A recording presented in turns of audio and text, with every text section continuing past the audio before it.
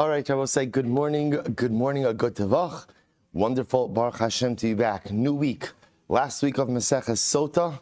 Emeretz Hashem, what a wonderful and exceptional, incredible journey. And it'll end just as magnificently as we began. So we begin by thanking our sponsors for this morning, sponsors for this morning share.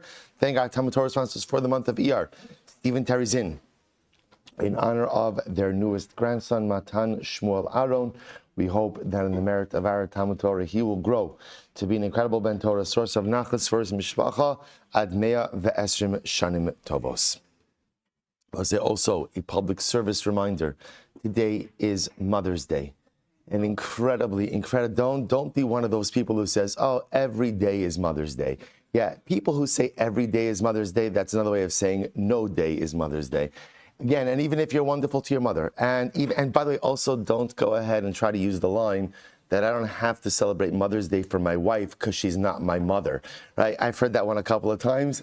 Again, always backfires, sure to backfire.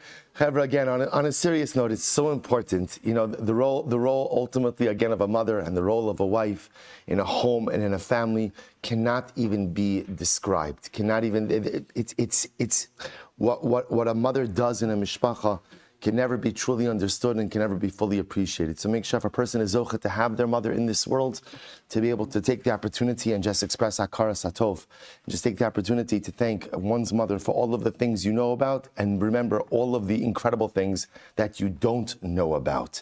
And if a person is privileged, Baruch Hashem, to have a spouse who has put in all of her effort to raise children or is raising children, make sure to take the time today to express the proper hakara satov as well. So with that, let us begin. I'm sorry. Thank you to Gabi and Shana Cohn for sponsoring the Mizonos this morning for the Daf Yomi share in honor of their son's Eli's bar mitzvah.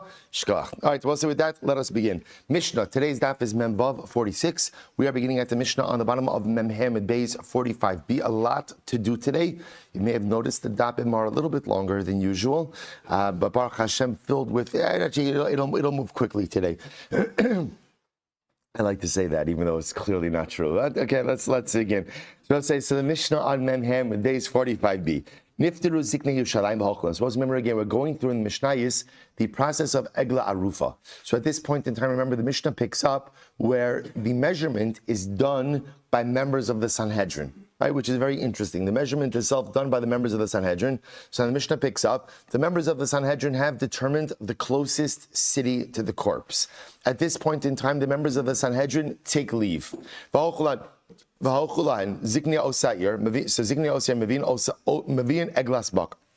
me. So at this point in time, once the elders of the Sanhedrin leave, so then the elders of the closest city, they begin their process. And what do? So step one, they bring an eglas bakar, a young calf, that has asher lamash chabal, that has never pulled a yoke, which again essentially means has never done work. The ein hamum polsaba. Interestingly enough, we don't care if the egla arufa has a mum or not. Mum a blemish does not disqualify by the egla arufa.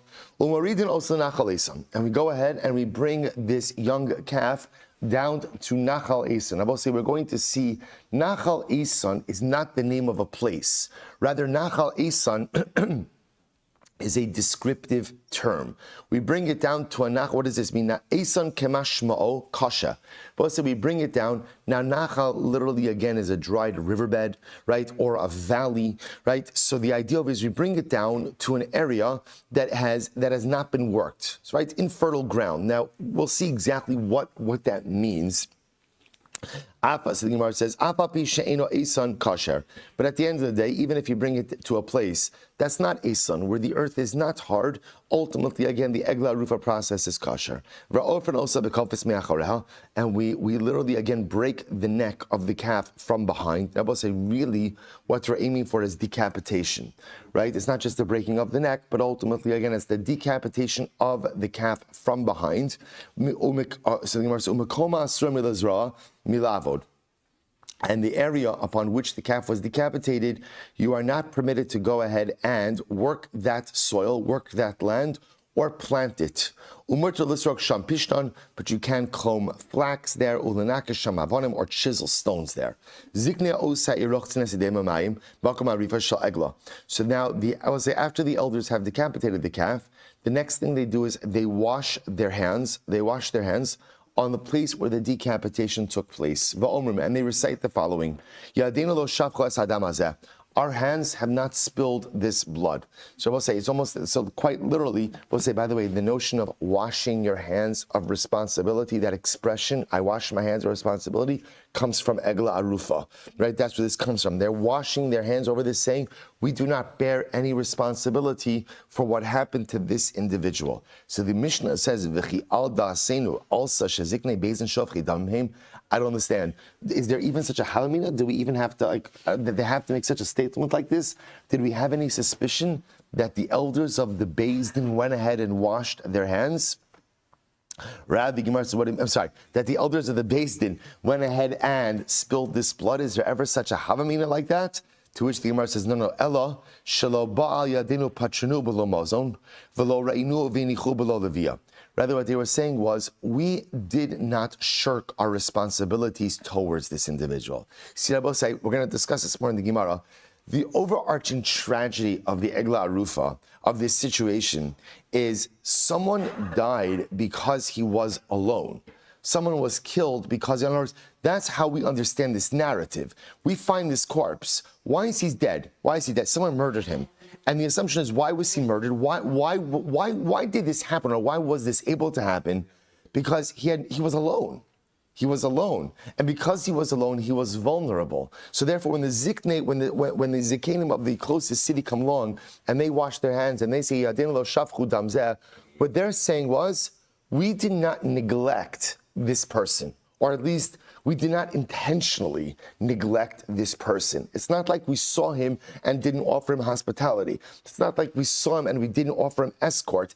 We just didn't see him. Somehow, we missed him on the communal radar, which I will say is such an incredible yesod if you think about it. You see, we'll say, what they're saying is, we didn't intentionally neglect him. Now, Chevra, Lamaisa, was he neglected? Yeah. Which tells you an incredible yesod that in community, just almost by default, there are people who are peripheralized, marginalized, and neglected, not because a community doesn't care, but just because it's what happens, right? Often you just can't keep track of everyone. So by definition, even if we're feeling and even if we're attentive, there are people who just slip through the cracks. And that's why, again, just on a community level, on a shul level, on a kehila level, it's so important to always be attentive to the people around us, because you never know who's struggling, you never know who's alone, and kind of the more communal eyes that we have that are open and attentive, the more we do our job of holding each other close. And incredibly so. So they washed their hands over this egla just to say, obviously the guy was left alone. He was neglected, but not chas v'shalom intentionally. Top of Medvav, Vakohanim Omrim. I will say, now apparently the pasuk makes reference to the fact that there are Kohanim are present. So what do the Kohanim say? The Kohanim Omrim, Kapra the Amcha Yisrael Sher Padisa V'Atitim Damnaki B'Karav Amecha. So I will say the Kohanim say, please, Chash Baruch Hu, atone for your nation that you have redeemed, and do not allow innocent blood to be shed within the midst of your people. So the Kohanim did not have to say the phrase, and let the blood be atoned for them. But rather, again, I will say, it was almost as if, in other words, Ruach HaKodesh would state this. So ultimately, I will say, that last phrase, the Kohanim did not have to say it. Why? Because it was understood that after you go through the process of Egla Arufa affects atonement. So when it says Ruach HaKodesh Mevasrasan, it doesn't literally mean that there was a spirit of prophecy. What it means is there's a cause and effect. Kadosh Baruch Hu says, if you engage in the process of Egla Arufa, then by definition, atonement comes. Well, say incredible. Says the Gemara, so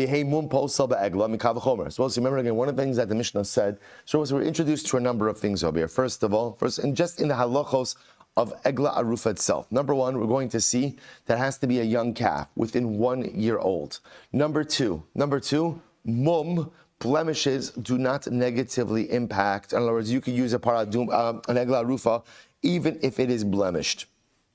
Okay, I will say now. Number 3 is lo mashcha ba'al. It did not do work. So you have to have an egla that's within 1 year, never did any work, but we don't care. We don't care if it has a mum. Fine. Now says the Gemara, v'hei mum posel be'egla mikal v'chomer. Why don't we say that a mum, a blemish, should invalidate an egla arufa based on a kal v'chomer? What's the kal v'chomer? Umapar. So we'll say. So now what we're going to see is a prolonged discussion regarding similarities and differences between egla arufa and para aduma. Right. So remember again, just to get our terms straight. Egla arufa, right? Decapitated calf when you find the corpse. Para aduma, red heifer, that's used, whose ashes are used ultimately to purify from tumas meis. So watch this.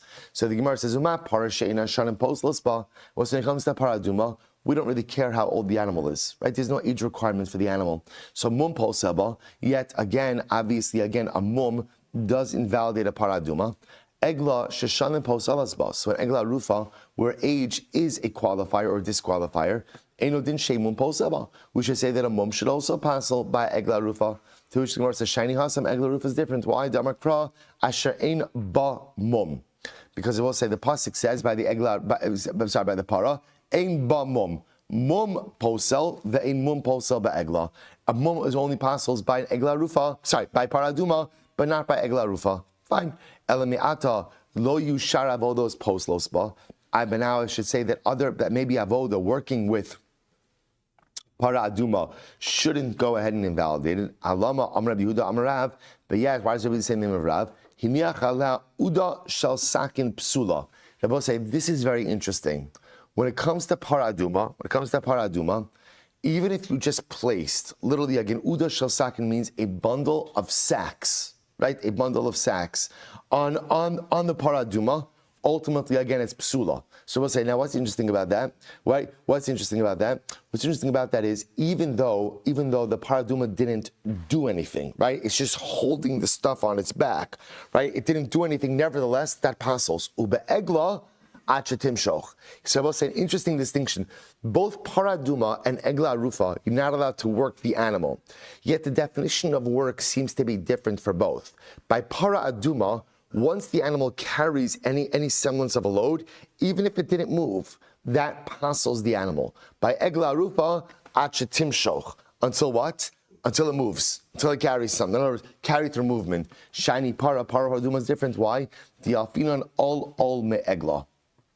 Because you make the gzir shava of all from egla. Any yoke that is upon it.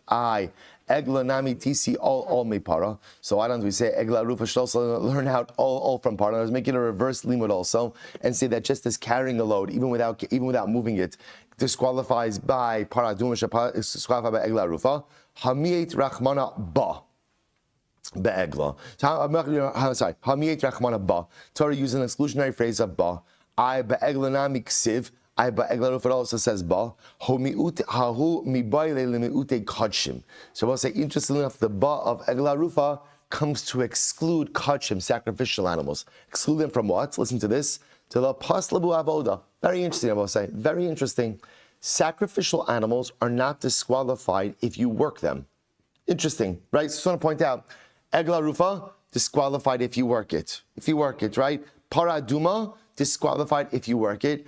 I would have thought along the same lines, kachim, sacrificial animals, disqualified if you work them. Kamash malan, ba. Ba is a limiting phrase that appears by egla rufa para duma. Only those animals are disqualified by work. Sacrificial animals not disqualified by work. Fascinating, no? No? Yeah, thank you. Good, right? But fascinating. We'll say, listen to this. Watch this. Now, I would have thought as follows. I might have thought learn out from Makal Chomer from Egla Rufa. Uma Egla she'ein mum posaba. Egla Rufa is not disqualified through a mum. Okay? Yet avoda posalesba. Yet I will say working the animal does disqualify the animal. So I would have thought what? Kachim shemum posalesbahen. Eno din shavoda posalesbahen. So kachim, right? Sacrificial animals which are disqualified through a mum, certainly what?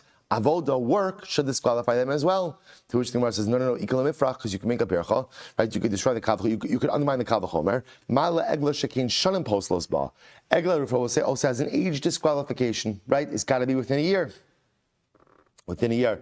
Let's say, yeah, okay, more to say about this. We're gonna have to get through this stuff. Right? Shekain, remind me about age. Shekain shanim poslos ba. Atu kadshim. So the Gemara says, but one second, egla Rufa is different. Why? Because you have an age issue, right? You could age out, which the Gemara seems to say doesn't apply by kadshim. To which Gemara says that's not true. Maluk agla shekin shanim poslos ba.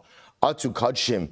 Mileka de pasuk b'shanim. Both say that. Are you saying that by karbanos, sacrificial animals, ultimately again age does not play a role? I both say that's not true. We know again that by certain karbanos, there are age restrictions. Take a look, for example. We'll say Rashi's on both sides of the page over here. Look on the left-hand column of Rashi, first line. Mileka de pasuk b'shanim b'ari Pesach. The chatos tichsiv b'hu b'nei shnasan. Both say carbon Pesach and a chatos have to be within a year. Have to do it within a year, right? So ultimately, again, you see that age plays a role by kadshim as well. To which the Gemara says, you're right. Ki itzrich kra lahanach kadshim de paslu b'hu shanim v'kadshim de lo paslu b'avoda. So I'm sorry. So the Gemara says, let me read that again. Ki itzrich kra. When do I need the pasuk? Lahanach kadshim de paslu b'shanim. So we'll say dafka. This is actually very interesting. What the Gemara is suggesting is like this. It's dafka the kadshim, which do have an age limitation, and in that respect, they are similar to Egla Rufa and Para Aduma, and therefore the Ba by both Para Aduma and Egla Rufa comes to say that it's only work that disqualifies by those two animals, but work does not disqualify by Kachim. Incredible. So I will say, so just we're aligning everything up. Just understand one major distinction already is that there is an Isser Avoda. One can't work with a Paraduma. One can't work with an Egla Rufa. Now, granted, what we've already seen is there might be different types of work that disqualify those two animals. But a very important takeaway, the Isser Avoda does not apply by Kachim, does not apply by Karbanos. So if you take a sacrificial animal and you work it, you haven't disqualified the animal. And I will say, now, just to keep everything in mind, you haven't disqualified the animal. What have you done, potentially? I'm sorry? Well, you might have made a blemish. Good. What else? What have you definitely transgressed? Mi'ilah. Remember, again, we're not getting into that right now, but use of a sacrificial animal for mundane purposes. So in other words, you use your sacrificial sheep to carry back your groceries from 7 Mile, right? So Lamaisa, you haven't disqualified the animal, but that's called mi'ilah. That's called mi'ilah. You could potentially blemish it, but even if you don't blemish it, that's called mi'ilah as well. It's just and something to think about, by the way.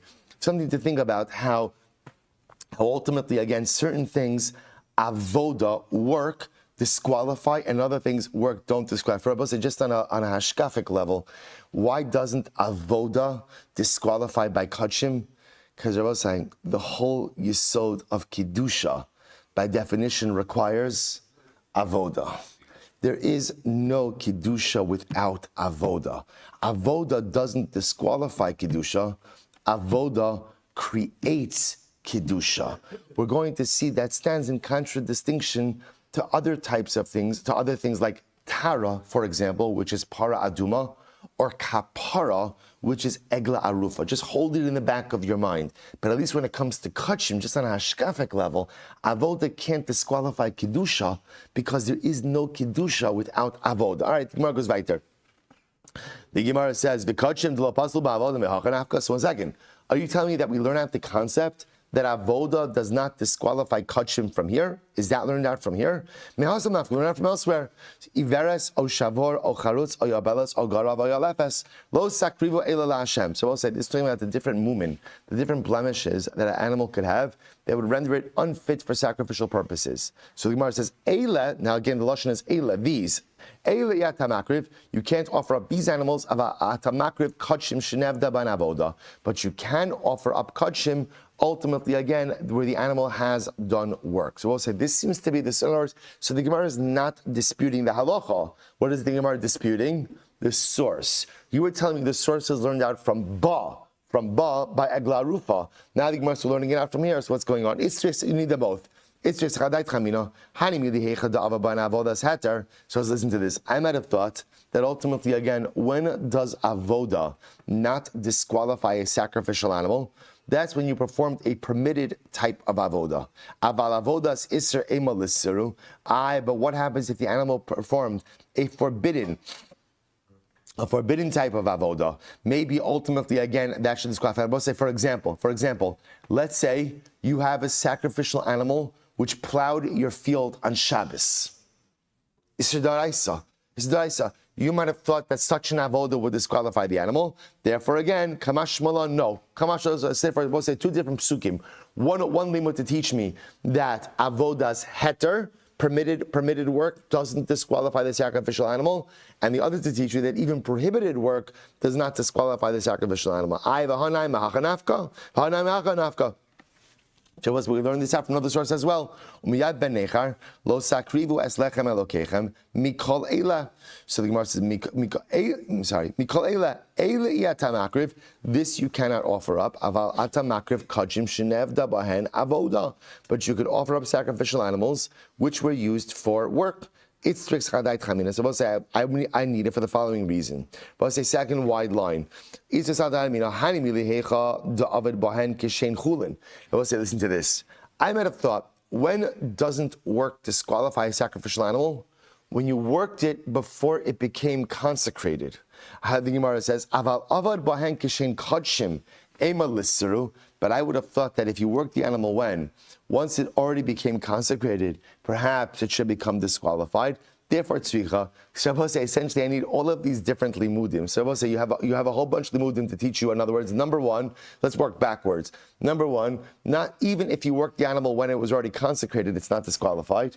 Number two, if you did permitted work with the animal, it's not disqualified. And number three, even if you did prohibited work with the animal, it's not disqualified. So let's go back to what we said before. Gufa. We'll say third wide line mem vav amud aleph. Gufa. Amrav Yudam Rav.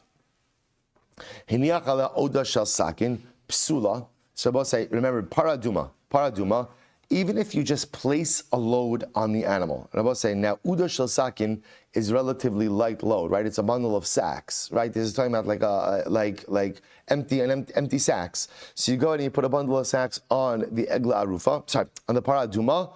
Ultimately, again, the para is disqualified, right? What's the chiddush there? Even though the para has not pulled anything, right? It's just carrying something in a stationary position. It is puzzle.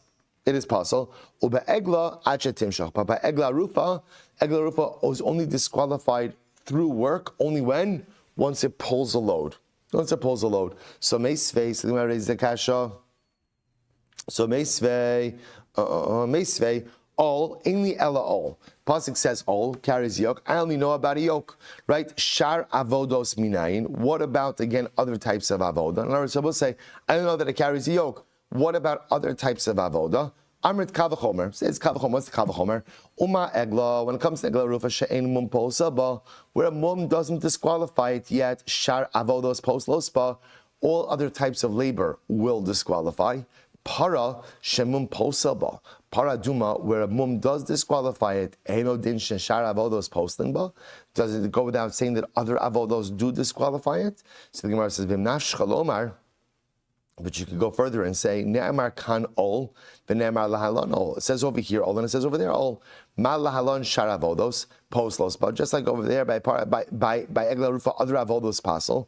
Afkan shar avodos poslos. So too over here, other avodos will be pasel. To which the Gemara says, ma nafsh chalom. What does it mean if you want to say? V'chi tema ikala mifrach. You could always ask a pircha on this kavachomer. What's the pircha? Ma le'egla shekein shanim poslos ba. Egla of Rabbi, I remember, has an age requirement. What's the age requirement? Less than a year, right? Within a year. So ultimately, again, therefore, shouldn't that call off the entire comparison? Or you could bring in kachim as the pircha. What's the pircha? Shemum posel bahen, because ultimately, again, mum apostles by Kodshim, yet ve'ein avoda poselas bain, but avoda does not disqualify. Say, Rabbi, the Gemara says you're right. Ne'emar kan ol, ve'ne'emar lahalon ol. Bosev Gesher Shava says over here ol, it says over there ol. Ma lahalon shar avodos, just like over there, other types of labor disqualify. Afkan shar avodos. So too over here, other types of labor disqualify. So it's not just simply the carrying of a yoke, but rather, again, it's going to be any form of labor that has the ability to disqualify. And I will say, now let's go back to our original source of this halacha. Rabbi say, if you're going to do that, then we should equate work in all respects. Meaning what, Rabbi say? The same way that the egla arufa is only invalidated when it pulls a load. Why don't we say the same thing by para aduma? That it's only going to be invalidated when it pulls a load. Not just simply carrying a load is not going to be enough. To which the Gemara says, you're right. Tanoihi. In reality, Rabbi say, this concept of what type of work invalidates a para aduma is in fact subject to a machlokes tanaim. Here we go. Tanaihi, tika demaisila me'egla, ika demaisila migufa depara. So I will say there are some that learn the source of the work disqualification from egla rufa, and some who learn the source of work disqualification from paraduma. This sanya, here we go. This time we learned all, ainly ella all. So when it comes to all, I only know that a yoke disqualifies. Sharavodus minan. But how do I know that even other forms of labor disqualify? Talmud lomar. Asher lo aleha all mikomakom. Shabbos says it's almost as if we go ahead and we kind of split that phrase. We look at it as Asher lo aleha is work, all is a specific type of work. But that general phrase of Asher lo aleha ultimately teaches me that all forms of work disqualify. So Gemara says, Imkain, ma tamul lamar all. So what's unique about all? In other words, if you're going to make a general statement, Asher lo Allah teaches me that any type of work goes in and disqualifies. So what do I need all for? To which the Gemara says, all posel bein bishas avoda, bein shelo bishas avoda. This is fascinating. But say, watch this. A yoke disqualifies whether the animal is working or not. In other words, we'll say, the mere placement of a yoke on the animal ultimately goes ahead and says that animal is being worked. It disqualifies. So whether it's being worked or not being worked, it disqualifies. Shar avodos in poslos ella bishas avoda. Other avodas, so we'll say only disqualify when? If the animal is actively doing so. We'll say, I just want to point out something absolutely amazing. You see from here an incredible Musar Haskell as well. So we'll say, what the Gemara is saying is like this. The notion of just wearing a yoke, even without doing anything with it, is incredibly meaningful and is considered working. I will say this is the best piece of Gemara we've ever learned. Because what does the teacher will say? See, what do we do every single day by Kriyas Shema? Right? What's our avoda by Kriyas Shema? Our avoda Shema Yisrael Shema Elokeinu Hashem Echad. We are taking upon us all malchus shamayim. I'm accepting this. We call it the yoke. I'm accepting the sovereignty, the oneness, the leadership, the rulership of HaKadosh Baruch Hu on myself. Well, a lot of times we think to ourselves, that's really nice. But you know what? I'm not really living it. I'm accepting it, but I'm not living it. After all, again, I commit averos, I do things I'm not supposed to be doing. So clearly, I'm not really accepting the sovereignty of HaKadosh Baruch Hu upon myself. We'll say, what do you see from this Gemara? The act of wearing a yoke, even if you don't do anything with it, is still considered to be halachically meaningful. The mere acceptance of the mere wearing it, I wear it. So we'll say, it's a Fursha Gemara, right? You put a yoke on the para aduma, you put a yoke on it, or you put a yoke on the egla rufa, you're done. You're done. I should say paraduma, stick with paraduma, right? Paraduma, but the animal didn't move. The animal didn't go to the act of wearing a yoke. By definition of Zanavoda, we'll say for us as well, sometimes we'll say the reality is, you know what the hardest part about being a person, hardest part about a human being, is living the things you believe in. There's so many things I believe in my heart, right? So many truths I live with. Right? I don't have problems knowing what I believe in. My problem is living what I believe in. And so often we think, well, if you don't live it, believing it is meaningless. It's not true. It's not true. Wearing the yoke, even if you don't take one step with it, is still something meaningful in the eyes of the Ribono Shel Olam. Wearing a yoke is a form of avoda, even if you don't take one step. Now, of course, the goal is to plow the field with the yoke, right? An animal that just stands there with a yoke is not going to be a very helpful or productive animal. So my goal is to take the yoke kabbalas, all machus shamayim, and then live my beliefs. But sometimes we're in a state in life where, for whatever the reason, I can't live it. Even if you can't live it, wearing it, believing it, is still something meaningful as well. Incredible. So the Gemara goes right to Ve'ema asher lo aleh klal. So we'll say, maybe I should say like this. I should dash in the pasuk in a different way. Ve'ema asher lo aleh klal. Maybe that phrase, lo aleh, literally again, that nothing has come upon the animal. That's a klal. All prat. All is a specific statement. So we'll say, what do I have? I have a klal prat, and therefore, ein bichlal elamashe beprat. Ultimately, again, I would say that.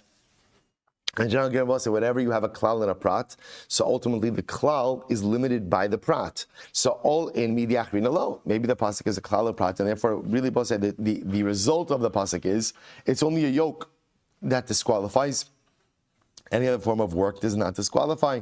To which the Gemara says asher ribuyuhu. Both of the word asher, right? Asher, ultimately again is a riboy. That is an inclusive phrase. Okay. V'tanya, okay, brisa that support. V'tanya nami gabe egla ki agavna. We have a brisa by egla rufa with the same type of idea. All. Amy ella all. Let's say so again by egla rufa also. It says it can't carry a yoke. I only know a yoke. How do I know that other forms of avoda also disqualify? Talmud lomar asher lo uvad ba mikamakom. So we'll say once again I have the asher, which ultimately is a riboy. Im kema talmud lomar all. So what does the word all come to teach me? All posel bein b'shas avoda bein shelo b'shas avoda. We'll say similar to what we said before. The wearing of a yoke, so goes ahead and disqualifies the animal, whether you're working the animal or not working the animal. Shar avodos ein posels ela b'shas avoda. Other types of avoda will say only disqualify when? If the animal is actually working. Ve'ema asher lo uvad ba klal. All prat. I will say same question. Why don't they say asher lo uvad ba? That phrase is a klal, a general statement. All is a prat, a specific statement. Therefore, what do I have? A klalu prat.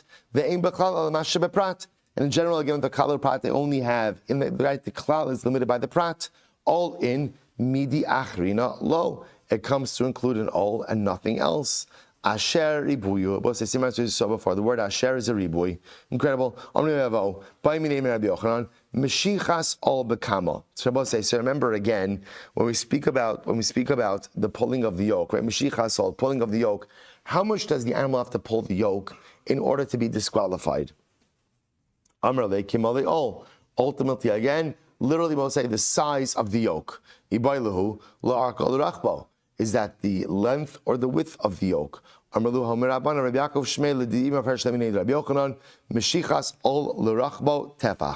Ultimately, again, the amount that an animal has to pull the yoke in order to be disqualified is the size of the width of the yoke, which is a tefach. A tefach.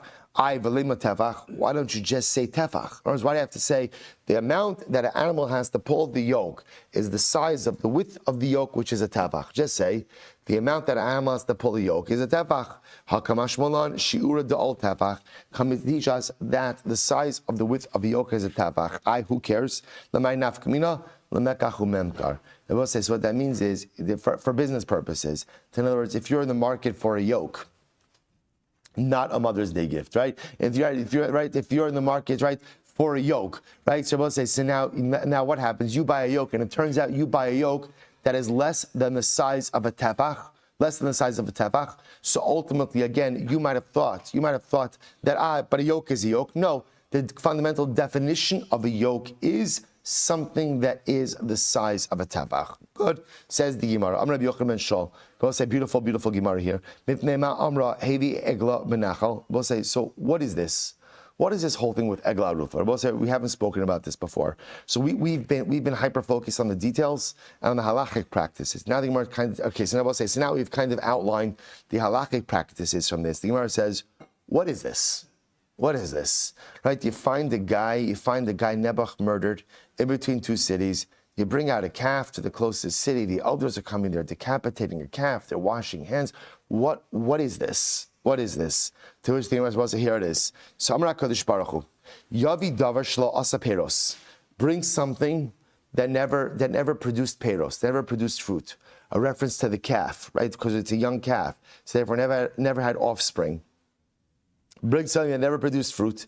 And decapitated in a place that is barren, right? Nachal Eson, hard soil that didn't produce fruit.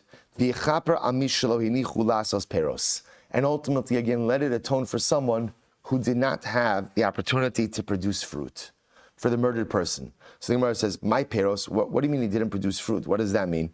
If you tell me it means that he never had children, so what about if the person who was murdered was old? Or the person who was murdered was sterile, was a sris? So then you wouldn't do egla rufa? To which the Gemara says, no. The Gemara says, Ella mitzvos. So we'll say, this is an incredibly profound idea. Right? The Gemara says, peros is mitzvos. So we'll say, so what is the tragedy? Right? And by the way, this in general is, we'll say, what is the tragic component of death? Right? The Gesher Chaim talks about this in a Sefer on Avelos.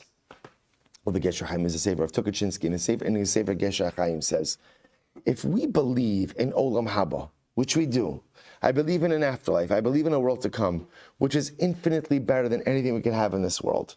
So why is it that when a person dies, we mourn? Right? Why do we mourn if we truly believe that our loved one is in a better place? So of course, Pasha Pshat, Shalom Alech says in class, Pasha Pshat is why we're mourning. I'm not mourning for the person who died, I'm mourning for me. Right? I've lost someone who I love, who I will no longer be able to interact with in this world. Right? So I'm not mourning for them. The sadness is not for them. The sadness is for me. I would say, but there is a second element. There is a sadness in death. There is a sadness in death for the person who's died. What's the sadness? Person no longer has the ability to accomplish.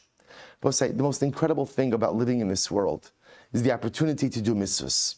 Is the opportunity to make a difference, the opportunity to affect change, the opportunity in any given moment when I'm living and breathing, even to be able to go out and we'll say, and to do things in this world.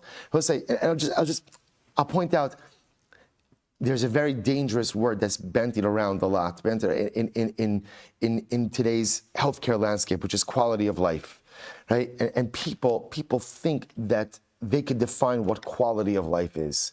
And if a person can't go ahead and respond, I just want to tell you something. Even a person who, Rahman al-Islam, can't go ahead and, let's say, operate or function on their own, and let's say speak or interact, we'll say, sometimes a person who can't do anything themselves becomes a chefza shel mitzvah, literally an object of a mitzvah that allows everyone else to do chesed. Sometimes it's not just about what you do for yourself, but it's about what you enable others to do as well. So let's say, so the whole yesod in this world is mitzvos. That's the whole idea, that's the beauty. So when someone dies, there's a sadness that I feel because you could have done more. You could have accomplished more. You could have been more, even if the person was fantastic. So the Gemara says, that's the chap with egla rufa. What do we do? What's the sadness when we find this corpse? Now you're dead, and you can't do more mitzvos in this world. And that's a loss. That's a loss for you. That's a loss for your family. That's a loss for humanity. So what do? We take a young calf, which is not going to have a chance to birth offspring. We decapitate it on soil that cannot be worked to produce peros, to atone for a person who can no longer produce peros in this world. And I will say, what are your peros? I will say this is incredibly important. Your peros are not your children, right? Your peros is certainly not your bank account. Your peros is not your business. I will say, people like to think that their greatest accomplishment is their children. It's a dangerous road to go down. I'll tell you why. I'll tell you a little secret. Sometimes children don't do what we want them to do. And sometimes they don't live the lives we want them to live. So if you hinge your entire personalistic success on your children, that's a real gamble of the dice. Your greatest accomplishment is not your offspring. Your greatest accomplishment is you. Rabbi Yitzchak Berditch of Zechusi Again says this is the pshat. Eile told us Noach. What are the greatest offspring of Noach? Right? That's the generation. What's the greatest thing that Noach produced in his lifetime? Noach. Because you is the only thing you control. The creation of you is the only thing you control. We know this. You could birth children, raise children, give them every single opportunity to go and actualize personalistic greatness, and surprisingly enough, they may choose something else. Right? It's not my failure as a parent. I did anything and everything I could. My child has bechira chavshis, they're going to do. That's why, and you see this all the time, that people think their greatest success is my kids. You have to put everything into your kids, but you do not control what they're going to become. Your greatest success, and conversely, Chashem, your greatest failure, is you. And I will say that's why the peiros we have in this world are not even our children. They're beautiful. But the peiros we have in this world is you, or your mitzvos, because that's the fruit, that's the offspring, that's the results that you control. And I will say, says the Gemara, that's the tragedy of Egla Arufa. We take something that didn't produce peiros, go ahead and decapitate in a place that can't produce peiros, to mourn for someone who can no longer produce peiros. Because the tragedy of death is the inability to accomplish more. And the tragedy of life is when you think that something outside of you is your success. Recognize your greatest success in life is what you make of yourself. Let's go back there. Says the Gemara, my parent, good, fine. Moridin osan nachal esan, esa kanshal kasha. So we'll say we take the calf down to nachal esan. What's esan? Esan means hard. Tan Rabbana, minayla esan shu kasha. How do we know that esan means kasha? That is one long page that I'm a base. Okay. Looks longer. It looks longer than it did last night. Okay. Let's go. We got this. What's a son? A son means, the Gemara says, Esan moshavecha v'sim b'salam kanecha. V'omer, so we'll say in this context, actually, Esan means strong, or tough. V'omer, shimu haram esrib Hashem v'esan amos te'aretz. Achirim omrim minayim le'esan shu yashan, shenamar goy Esan hu goy me'olam hu. So we'll say, others say Esan means old. We'll say, either way, it means, again, old, strong, or ultimately tough. We go ahead and we decapitate the calf from the back of the neck. My timer, gamar arifa mechatas. We're supposed to make a gzera shava of arifa from chatas. We're supposed to say, remember again, chatas ha'ov is how do you shech the chatas ha'ov? Malika. Right? Or again, Malika is done with the extended thumbnail of the Kohen. So remember again, I will say, where is it done? From the back of the neck. So just as the chatas ha'of is decapitated from the back of the neck, so to again egla rufa from the back of the neck. What's the interesting halach over here? You are not allowed to plant anything or to sow anything on the soil, on the area where the calf was decapitated. So Tanabanon, the pasuk says, Asher lo ye'aved bo, Asher lo ye'aved bo, velo yizareya. So the Gemara says, L'sha'avar di Rabbi Yoshia. So this is very interesting. Rabbi Yoshia says, where is the calf decapitated? In other words, not only is there an isser to plant there going forward, but it should be a place where what? It was never planted before either. Right? Nothing was ever planted there. So the Rabbi Yoshia, Rabbi Yonasan says, no. It doesn't really matter what was done there in the past. What matters is what? Going forward, you're not allowed to plant anything there now. Rava Amar Lahaba. So we'll say Rava says ultimately again it only applies going forward. So the Gemara says Do kuli amal lo polig dichsiv lo yizarea. So we'll say so Rava says like this. Everyone agrees that obviously you can't plant anything on that area going forward because the pasuk says dichsiv lo yizarea ki pligi l'sha'avar. So we'll say what's the machlokes? The machlokes is can you do? So we'll say it's very interesting. Everyone agrees the area where the egla is decapitated you cannot plant anything there going forward. What's the machlokes? The machlokes is can you do the decapitation in a place which was planted and sown and planted in the past? So the Gemara says Rabbi Yoshia Savar miksiv lo yeubad, Rabbi Yonasan miksiv asher lo nevad. So I will say so again. Each of them. So Rabbi Yoshia Amar l'Sha'avar. Rabbi Yoshia Asher l'Sha'avar mashma. Rabbi Yoshia says Asher means even in the past. Rabbi Yonasan Asher ribuya. He says the Asher is ultimately again a ribuya. So we'll say so again. Fundamental machlokes. Here's what we come out with. Everyone agrees the area where the calf is decapitated, you certainly can't plant anything there going forward. The shayla is, can you use a space which was historically planted? That's a machlokes. Let's go back there. You're allowed to sow flax. You're not allowed to chisel stones. Tanrabanon. Asher Lo ye'avad bo. So we'll say the pasuk says ultimately again a place, right? Lo ye'avad bo. So the Gemara says bo. So lo ye'avad bo for lo yizarea. Ainli elazria. So we'll say I only know that you can't plant shar avodas, and we'll say how do I know that you can't do other avodas to do with the soil? Talmud lo marsha lo ye'avad bo mikol makom. Says you can't work the land. Im kema talmud lo yizarea. So we'll say if it's going to say you can't work the land, why does it have to say lo yizarea? Lo mar lecha. Mazria miyuchadesh shibugufa shel karka. So we'll say these lines just keep getting wider, right? It's like a good. So we'll say first of the widest line. So I'll say now listen to this. Just like zriya, just like planting is unique in that it's a avoda done with the soil. Af kol shihi begufa shel karka. So we'll say what kind of work is prohibited? Any type of work done with the actual soil itself. What does this come to exclude? Yatsa srigas pishtan v'nikra avanim she'ena b'gufa shel karka. This comes to exclude, Rabosai, combing of flax, chiseling of stone, which has nothing to do with the earth itself. So in other words, Rabosai, essentially what the distinction is like this, is you can't work the earth, but you can work on the earth, right? So in other words, you can't do any soil-related activities, but lamaisa, again, you could do other types of avodah on the soil itself. Okay, so the Gemara says, "Ve'ema asher lo ye'avid ba'klal." Why don't we say asher lo ye'avid ba'klal? V'lo yizarea prat. So we'll say it's a klal prat. Ein b'klal elamash prat. So we'll say in general, whenever you have a klal prat, so the klal is limited by the prat, and we should say masha prat zriya in midiachrina lo. So we'll say I should say that maybe it just comes to exclude zriya, planting, and that's it. Once again, asher ribuyuhu. Both said the word asher ultimately is a ribuy, comes to include any soil-related activities will be prohibited, but any type of work on the ground, not in the ground, but on the ground will be permitted. Ziknia eroch tzin. So the elders of the city wash their hands over the decapitated corpse. Tanabanon.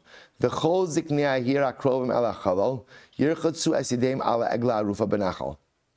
So the pasuk says, all of the elders of the closest city will come and will go ahead, right? All the elders of the cities closest to the corpse will come and wash their hands over the decapitated calf in the Nachal. Shein tamaloma ha'arufa. Why does the pasuk have to say ha'arufa, the decapitated? We already know it's decapitated. So the Gemara says, "Maton ha'arufa al makom arifasa shel egla." So we'll say it means that they dafka wash their hands where? On the actual spot where the calf was decapitated. V'amru, and they say, Yadenu lo shavches hadam hazeh, ve'einenu lo ra'u v'che'enu lo ra'u. Our hands did not spill this blood, and our eyes did not see what happened. V'chi'al libenu alsa shebezdin shovchin damin. They both say, do we think for a moment that Bezdin spills blood, that these people have to say that they're innocent of this person's murder? Rather, what they are saying is, it's not like we saw him and we let him leave without mazonos, or or again, we saw him and we didn't escort him out. So Tanya, so we'll say, so again, what they're saying is clearly this man fell between the cracks. We didn't see him, but chas v'shalom, we did not intentionally neglect him. So Tanya, this is incredible. Tanya, Hayir Meir Omer, Kofin Lelevia, Sheschar Levia Ein Lashir. So we'll say we're going to start this sugya today and have to continue it tomorrow. I will say we're going to now get into a detailed discussion regarding the power of escorting your guests. That's Levia. Right, escorting your guests. So the Gemara says, Rameir says, Kofin lelevia. We force a person to go ahead and escort their guests. Sheschar halevia ein lashir. Because ultimately, again, the reward for escorting your guests, ultimately, again, is immeasurable. We'll discuss why that is. Shene emar, vayiru hashomrim ish yotze min ha'ir. So I say this is incredible. This is by Sefer Yoshua, when they were coming to go ahead and conquer the city of Beit El. So the Gemara says, right, so the Shomrim, right, the spies, they saw a man walking out of the city. They said to him, show us the entry point into the city, and we'll do good by you. We'll do good by you.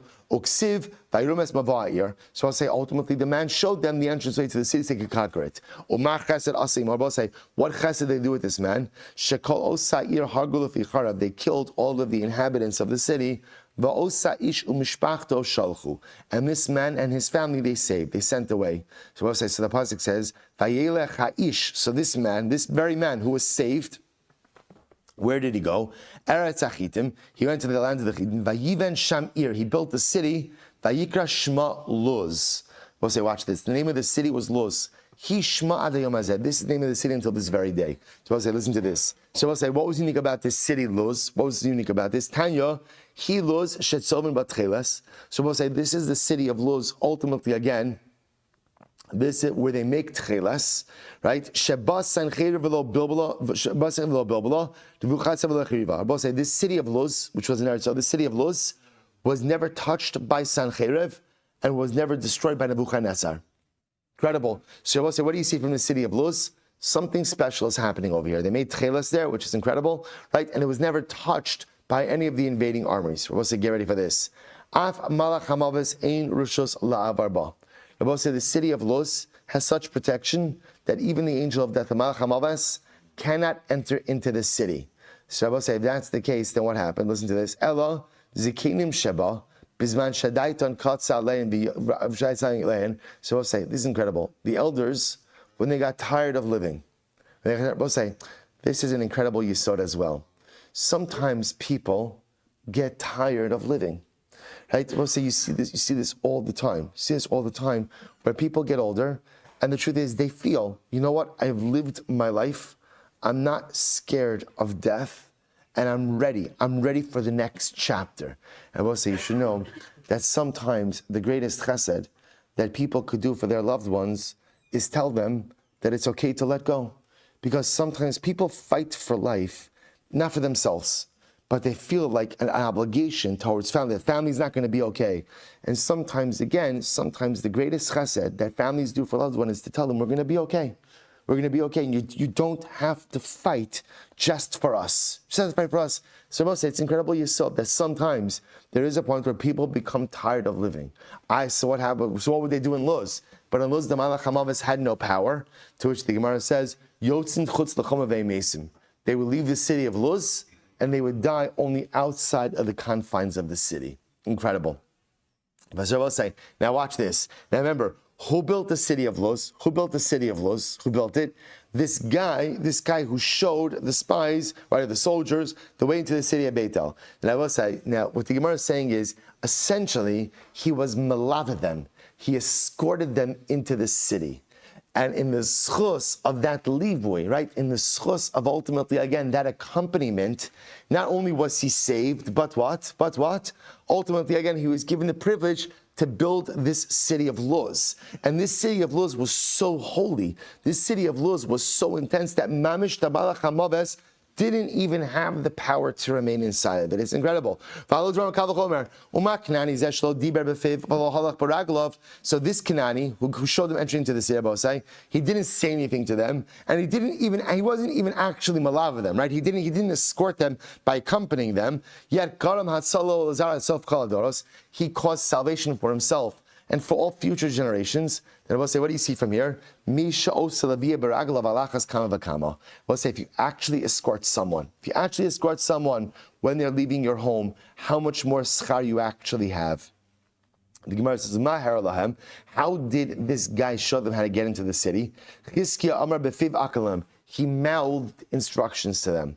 Right? Rabbi Yochanan says he showed them with his finger how to go ahead and get into the city. There's a price that supports Rabbi Yochanan. Because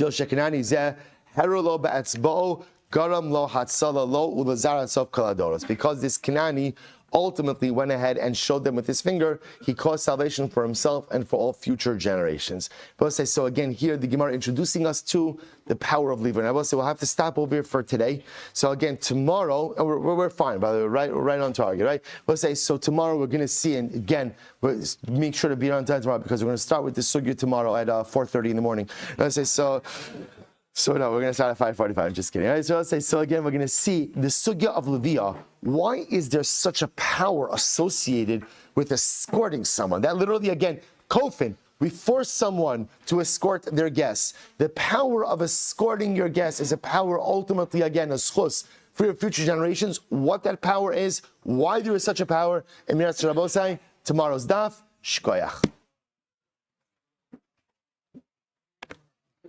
All right, Chevron Zoom, have a great day, everyone.